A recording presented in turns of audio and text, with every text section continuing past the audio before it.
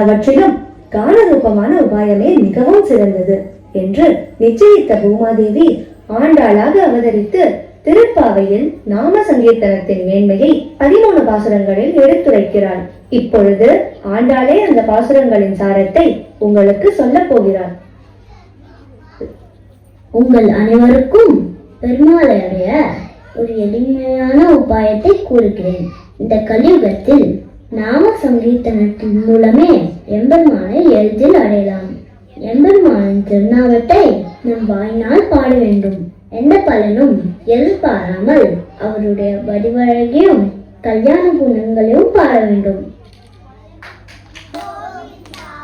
இவராஜ ரக்ஷக பரமதயாலோ பத்மநாப ஹரி திருமலை வாசா துளசி வனமாலா கோவிந்தா ஹரி கோவிந்தா கோகுல நந்தன கோவிந்தா கோவிந்தா ஹரி கோவிந்தா கோகுல நந்தன கோவிந்தா எழுகுந்தவாலா வெங்கடரமண கோவிந்தா. அடுத்து நாம் காண இருப்பது திருவேங்கடம் அடைநெஞ்சமே நாடகம். இந்த நாடகத்தின் முதல் பகுதியில் திருவேங்கடத்தில் கைங்கரியம் செய்தவர்கள் பற்றியும், இரண்டாம் பகுதியில் ஸ்ரீனிவாச கல்யாணத்தையும் காணப்போகிறோம். திருவேங்கடமுடையானுக்கு மிகவும் நெருக்கமான சில கைங்கரியவர்களுடைய பெருமையை இந்த உலகத்தாருக்கு தெரியப்படுத்த ஆசைப்பட்டார் பெருமாள். அதை நாம் இப்போது காணலாம். தொண்டைமான் சக்கரவர்த்தி என்றொரு அரசர் இருந்தார். அவர் திருவேங்கடவனிடம் மிகவும் அன்பு கொண்டிருந்தார். பெருமாளும் அவரிடம் பேசுவாராம். அவர் ஊரில் கூர்மன் என்ற வேதமோத மந்தனன் காசிக்கு சென்று கங்கையிலே தன் உயிரை விட வேண்டும் என ஆசைப்பட்டார். ஆனால் அவர் தன் ஊரிலேயே இழந்தார். அவர் பிள்ளையான கிருஷ்ண சர்மா தந்தையின் அஸ்தியை கங்கையில் சேர்த்துவிட விரும்பி அரசனான தொண்டைமான் சக்கரவர்த்தியை அணுகினார். அப்போது, மன்னா, நான் காசிக்கு சென்று வரும் வரை கல்பிரியான என் மனைவியை நீ தான் பாதுகாக்க வேண்டும். நான் பார்த்துக் கொள்கிறேன். அமைச்சரே, இவரை நன்றாக கவனித்துக் கொள்ளுங்கள். தங்கள் ஆணை அரசே, வாருங்கள் அம்மா. மன்னன் அரசு காரியங்களில் ஈடுபட்டிருந்ததால் அவளை மறந்தே விட்டார். பணியாளர்கள் அவளை கவனியாததால் பசிபினியால் அவள் இறந்து விட்டார். கிருஷ்ண சர்மா கங்கையாடி மன்னரிடம் திரும்பி வந்தார். மன்னா, என் மனைவியை அனுப்ப வேண்டும். மன்னன் அந்தப்புறம் சென்று பார்க்க அவள் இறந்து கிடந்தாள். அதிர்ச்சியும் வருத்தமும் அடைந்த மன்னவன் திருவேங்கடவனை நம்பி கிருஷ்ண சர்மாவிடம் சென்று, அவர் திருவேங்கடம் போயிருக்கிறார். 2 நாட்களில் திரும்பி விடுவாள். சரி, நான் அவள் வந்தவுடன் வந்து அழைத்துச் செல்கிறேன். திருவேங்கடவன் சம்மதிக்கும் அரசின் மாளிகைக்கும் இடையே ஒரு சுரங்க பாதை உண்டு. அந்த வழியாக உடனே சென்று திருவேங்கடவனை அடிபணிந்தார்.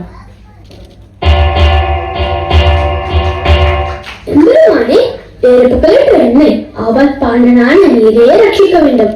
இல்லையே கடமையில் தருண என்னையும் உன் திருவடி சேர்த்துக்கொள். என்னுடைய தீர்த்தத்தை அவளின் மேல் தெரித்து அவளை எழுப்பும். திருவேங்கடமுடைய திருவடிகளே சரணம். உன் மனைவியை அழைத்து செல்லலாம். நன்றி அரசே. வெங்கடமுடையானே, இந்த பகைவர்களிடமிருந்து என்னை காப்பாற்ற வேண்டும். கவலைப்படாதே. இந்த சங்கு சக்கரங்களை கொண்டு நீ அவர்களை வெல்வாய். தொண்டைமான் சக்கரவர்த்தி திருவேங்கடமுடையான் சன்னதியை கட்டினார். அவர் தங்கத்தாலேயே புஷ்பத்தை சமர்ப்பித்தார். திருப்பதிக்கு அருகில் குரவபுரம் என்ற ஒரு ஊரில் ஒரு குயவர் திருவேங்கடவனிடம் மிகவும் அன்போடு இருந்தார். அவர் மண்ணினால் திருவேங்கடமுடையான் சிற்பத்தை செய்து வைத்துக் கொண்டு தன்னுடைய அன்றாட வேலைகள் முடிந்தவுடன் கையில் உள்ள மண்ணினால் புஷ்பங்களை செய்து அதை தன்னுடைய திருவேங்கடமுடையான் திருப்பாதங்களில் சேர்ப்பார். இவர் பெருமையை உலகுக்கு பிரகாசப்படுத்த விரும்பிய திருவேங்கடவன் ஒரு நாள் தொண்டைமான் சக்கரவர்த்தி இட்ட பொன் பூவின் மேல் இந்த மண்பூவை வைத்துக் கொண்டு அவருக்கு காட்சியளித்தார். எம்பெருமானே, இந்த மண்பூவை யார் உங்களுக்கு சாத்தியது? ஏன் இது தரையில் வைத்துக் கொண்டிருக்கிறீர்? இது தன்னலமற்ற தூய பக்தனான குறும்பரத்தை நம்பி சாத்தியது. அவர் எங்கிருக்கிறார்? குரவபுரத்தில் இருக்கிறார். அவரை எப்பொழுதே என்று சேவிக்கிறேன்.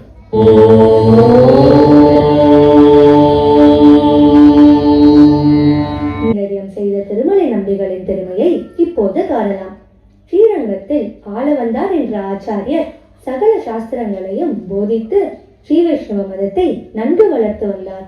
ஒருமுறை அவர் நம்மாழ்வாரின் திருவாய்மொழியில் 3ஆம் பதத்தின் அர்த்தத்தை தன் சிஷ்யர்களிடம் சாதிக்கும் போது, நம்மாழ்வார் திருவேங்கட முருகனிடத்தில் அல்லவா சரணாகதி செய்தார்.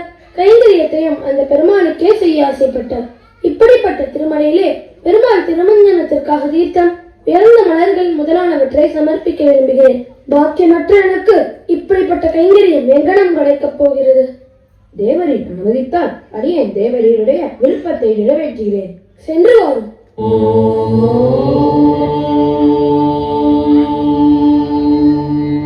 பாப விநாசனத்திலிருந்து தீர்த்தம் கொண்டு வந்து சமர்ப்பித்து வந்தார். இவருடைய கைங்கரியத்தை மக்கள் அனைவரும் தெரிந்து கொள்ள வேண்டும் என்று திருவேங்கடவன் வேட உருவில் வந்து அவர் போகும் வழியிலே நின்றார். வெற்பிழ விடவும் கஞ்சனும் அல்லம் வேடமும் பாகனம் வேட தவன் தன்னை புறமெறி செய்தார் சிவனொரு பெயர்களை தேவை பத்தலர் வீய கோல் கையில் கொண்டு பார்த்தன் தன் தேர் முன்னின்னானை சித்தவ பணியால் மொழி துறந்தானை திருவல்லிக்கேணி கண்டேனே. அப்பா, எனக்கு குடிக்க தண்ணீர் வேண்டும். திருவேங்கடத்தானுக்கு கொண்டு செல்லும் தீர்த்தம் மனிதர்களுக்கு உரியதன்று. வேதத்தை வேதத்தின் சுவை பயனை விழுவிய முனிவர் விழுங்கும் கோதிலில் கனியை நந்த நாறு கிடைத்தை உலயத்தோள் தொழிலேத்தும் ஆதை அமத என்னையாருடைய எப்பனை ஒப்பவரெல்லாம் ஆதர்கள் வாழும் ஆடமாம் இலை திருவல்லிக்கேணி கண்டேனே. எம்பெருமானுக்கு கொண்டு செல்லும் தீர்த்தத்தை இப்படி பருகிவிட்டாயே. அப்பா, நீ வருந்து வேண்டாம். இங்கு அருகிலேயே திவ்யமான தீர்த்தத்தை காட்டுகிறேன். அதிலிருந்து பெருமாளுக்கு தீர்த்தம் கொண்டு செல்லும். இதுவே ஆகாச கங்கை. இது எனக்கு மிகவும் பிரியமானது. இதிலிருந்தே எனக்கு தீர்த்தம் கொண்டு வாரும். திருமலை நம்பிகளும் ஆகாச கங்கையிலிருந்து தீர்த்தத்தை பிடித்துக் கொண்டு வந்து எம்பெருமானிடம் சமர்ப்பித்தார். அப்போது பெருமாள் அர்ச்சகர் மேல் ஆவேசித்து பேசினார். வாரீர் திருமலை நம்பிகளே, இது கொண்டு வந்த ருசியும் சுசியுமான தீர்த்தத்தால் நடுவழியிலே எனக்கு தாகம் தீர்ந்தது. அடியேன் சுவாமி.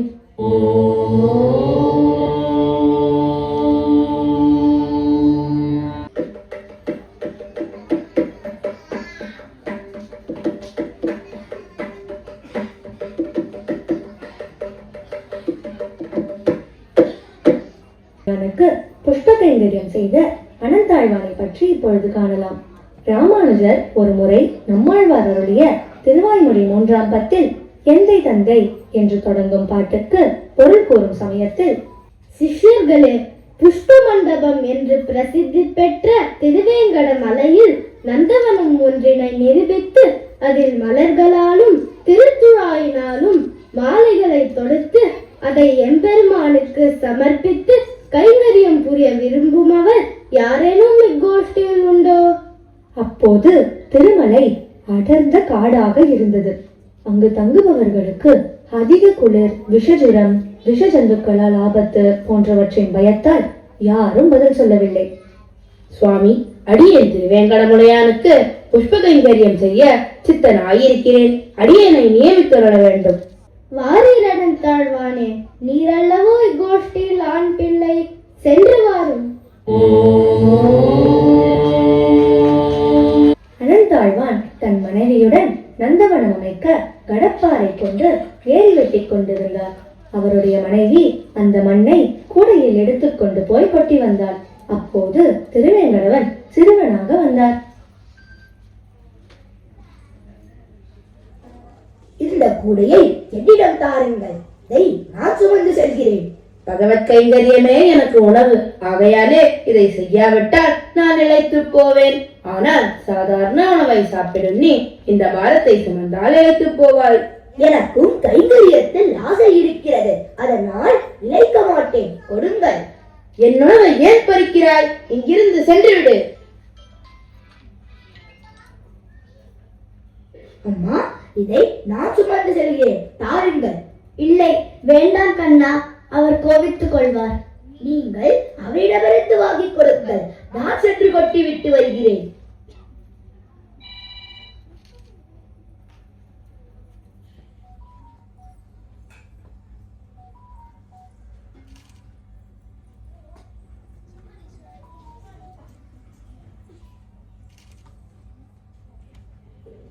எப்படி இவ்வளவு சீக்கிரமாக கொட்டி விட்டு வருகிறாள்?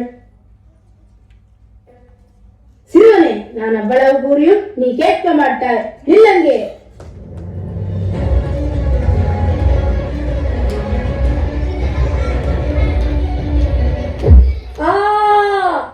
தாழ்வான் மிகவும் வருந்தி ஏழை பாலை மலரின் மகரந்த பொடியை அவன் மோவாயில் வைத்து அழுத்தினான். என்னை மன்னிக்க வேண்டும் சுவாமி. வாரிகள் தாழ்வானே, உமது கைங்கரியங்களை கண்டு நாம் மகிழ்ந்தோம். இன்று முதல் எம் மோவாயிலில் பச்சை கற்பூர பொடியை எப்பொழுதும் சாத்த வேண்டும். இந்த கடப்பாறையை அனைவரும் காணும்படி என் கோவில் கோபுரத்தில் உயர்ந்ததோரிடத்தில் பொருத்தப்பட வேண்டும். அங்கு விசாலமான நந்தவனமும் அதற்கு நீர் பாய்ச்ச ஓர் ஏரியும் உண்டாக்கி அதற்கு ஸ்ரீராமானுஜன் என்ற பெயரை சாத்தினார். இவ்வாறே பெருமாளுடைய கோவிலில் கோபுரமும் அதை சுற்றி மதிலையும் கட்டினார். யமுனை துறைவர் என்ற பெயருடன் பூமாலை தொடுக்கும் மண்டபத்தையும் கட்டினார். அங்கு பூமாலைகளை தொடுத்து தினமும் திருவேங்கடத்தானுக்கு சமர்ப்பித்து வந்தார்.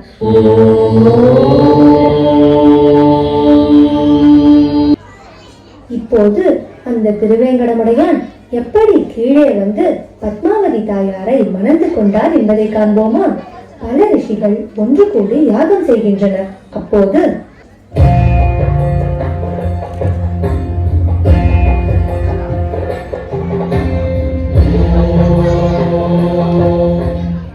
நாராயண நாராயண, முனிவர்களே, இதனுடைய அபிர்வாகத்தை யாருக்கு கொடுக்க போகிறீர்கள்? யாருக்கு கொடுக்கலாம்? முழுமுதற் கடவுளுக்கே கொடுக்கலாம். யார் முழுமுதற் கடவுள் என்று எப்படி தெரிந்து கொள்வது? பிருகுமுனிவரிடம் சென்று கேட்கலாம். வணக்கம் பிருகுமுனிவரே, யார் முழுமுதற் கடவுள் என்று நீர் தான் எனக்கு சொல்ல வேண்டும். நான் 3 லோகங்களுக்கும் சென்று யார் முழுமுதற் கடவுள் என்பதை அறிந்து வருகிறேன். பிரம்ம மகரிஷி கைலாசத்திற்கும் சத்தியலோகத்திற்கும் சென்றார். அவ்விருவரும் வரை கவனிக்கவில்லை. அதனால் அவர்களை இவர் சபித்து விடுகிறார். பின்னர் எம்பெருமானை காண வருகிறார். எம்பெருமான் யோக நிദ്രയിൽ இருந்தார். அப்போது, பரந்தாமா, பிருகுமுனிவர் வந்திருக்கிறேன், எழுந்து. மாதவா, என்னையா அலட்சியப்படுத்துகிறாய்?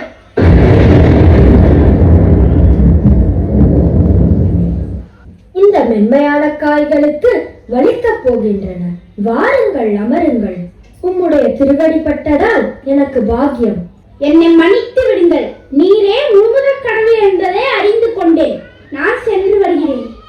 நான் எழுந்திருக்கும் இடமான திருமார்பில் அவர் எப்படி உதைக்கலாம்? அதை நீர் எப்படி அனுமதிக்கலாம்? தேவி, அவர் சிறந்த முனிவர். இதை என்னால் ஏற்றுக்கொள்ள முடியாது. நான் பூலோகம் செல்கிறேன். தேவி, நீர் என்னை விட்டு செல்லாதே. தாயார் கோலாப்பூருக்கு சென்று அங்கு தவம் புரிந்தாள். பெருமாள் ஸ்ரீவைகுண்டத்தை துறந்து திருவேங்கடமலைக்கு வந்து புளிய மரத்தடியில் தவம் புரிந்து கொண்டிருந்தார். புற்று மூடிக்கொண்டது. பிரம்மாவும் சிவனும் தாயாரிடம் சென்று நடந்ததை கூறினர். பெருமாள் இப்படி பட்டினி கிடக்கலாமா? நீர் இதற்கு ஏதாவது ஒரு நல்ல வழி கூற வேண்டும் தாயே. நீங்கள் இருவரும் பசுவும் கன்றுமாக மாறுங்கள். நான் உங்களை அந்த ராஜாவிடம் விட்டு விடுகிறேன். அங்கு சென்று பெருமாளுக்கு பாலை சொரியுங்கள். அப்படியே செய்கிறோம். பிரம்மாவும் சிவனும் மாடு கன்றுகளாக மாறி அந்த கொட்டிலை அடைந்தனர். அந்த கொட்டிலிருந்து மாடுகளை ஓட்டிக்கொண்டு இடையன் மேய்ச்சலுக்கு செல்வான்.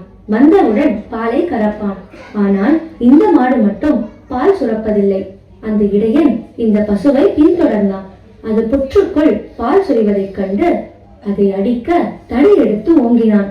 ஸ்ரீனிவாச பெருமாள் மாட்டை காப்பாற்ற உள்ளே இருந்து வெளியே வர அந்த கொம்பு பட்டு ரத்தம் தெளித்தது. இடையன் மயங்கி விழுந்தான். மாடு அரசனிடம் சென்றது. அரசன் வந்து பெருமாளுக்கு தண்டனை கொடுக்கும் போது என்ன நடந்ததென்றே விசாரிக்காமல் என்னை தண்டிக்க வந்த நீ பிசாசாக பிறப்பாய் என சபிக்க,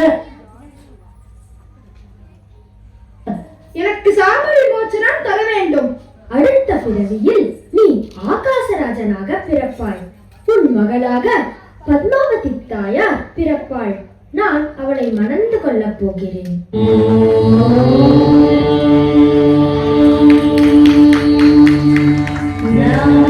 அதே போல் சோழ மன்னவன் சுதர்மாவுக்கு 2 பிள்ளைகள் பிறந்தனர். மூத்தவன் ஆகாசராஜன், இளையவன் தொண்டைமான் சக்கரவர்த்தி. ஆகாசராஜனுக்கு வெகு நாட்களாக குழந்தை பேறு இல்லை. 1000 தலங்கள் கொண்ட தாமரையில் தாயார் கிடைக்கிறாள். அவளுக்கு பத்மாவதி என்று பெயரிட்டார். யார் இந்த பத்மாவதி? ராமாயண காலத்தில் வேதவதி என்ற பெண் ராமரை மணந்து கொள்ள ஆசைப்பட பெருமாள், நான் கலியுகத்தில் திருமலையிலே உன்னை வந்து மணந்து கொள்கிறேன் என்று வரமளித்தார். அந்த வேதவதியே இப்பொழுது ஆகாசராஜனின் மகளாக பத்மாவதி என்ற பெயருடன் வளர்ந்து வருகிறாள். ஒரு நாள் ஸ்ரீனிவாச பெருமாள் குதிரை மேல் ஏறிக்கொண்டு வேட்டையாட செல்கிறார். அப்போது பத்மாவதி தன் தோழிகளுடன் பூப்பந்து ஆடிக்கொண்டிருக்கிறாள். ஒரு யானையை துரத்தி கொண்டு அந்த தோட்டத்திற்குள் பெருமாள் நுழைந்தார்.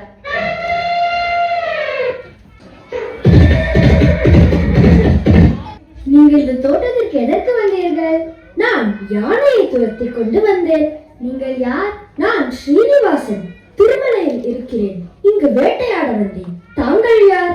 நான் ஆகாசராஜனின் மகள். என் பெயர் பத்மாவதி. ஓ அழகி, நீ என்ன செய்கிறாய்? நீ இங்கிருந்து கிளம்புகிறாயா, இல்லை ஆகாசராஜனிடம் சொல்லட்டுமா? வேதவதி, நான் சென்று வருகிறேன். பத்மாவதிக்கு அனைத்தும் ஞாபகத்திற்கு வருகிறது. அப்பெருமானையே நினைத்து உருகுகிறாள். பெருமாளும் பத்மாவதியையே நினைத்து உருகுகிறார்.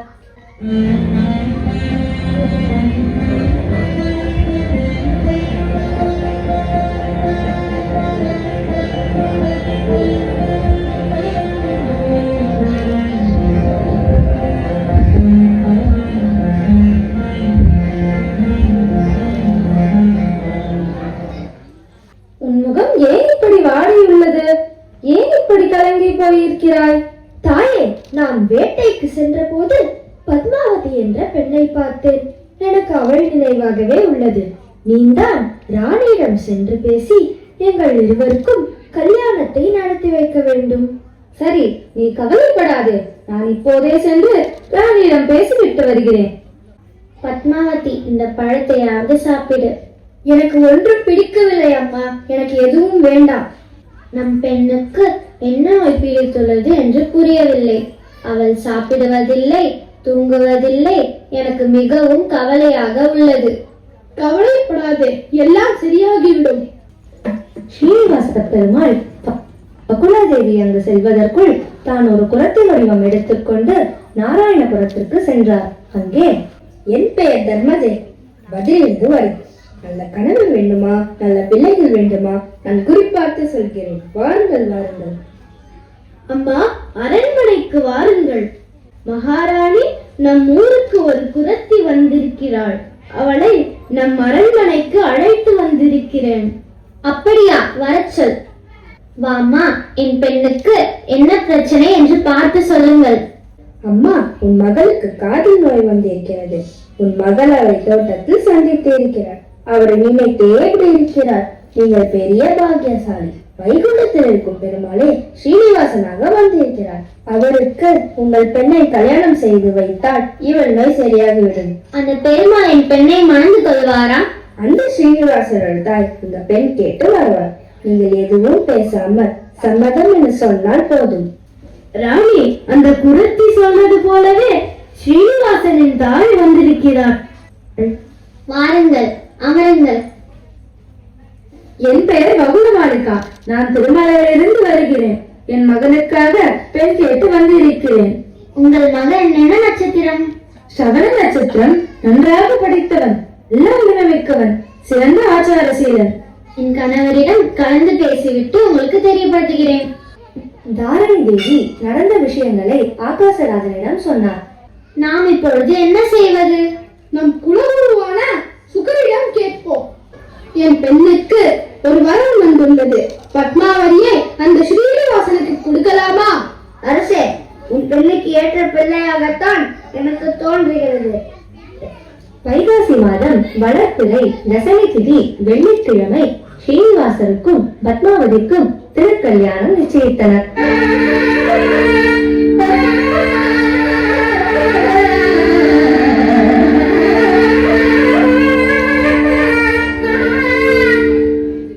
இந்த பத்திரிகையை நீரே சென்று ஸ்ரீனிவாசரிடம் கொடுங்கள். மாதவா, உன்னையே நினைத்துக் கொண்டிருக்கும் பத்மாவதியை நீயே மணந்து கொள்ள வேண்டும். பத்மாவதியை மணந்து கொள்ள நான் தேவர்களுடன் விரைவில் வருகிறேன். இந்திரனே, நான் நிர்வாகத்தை பார்த்துக் கொள்கிறேன். வாயு, நான் பந்தல் போடுகிறேன்.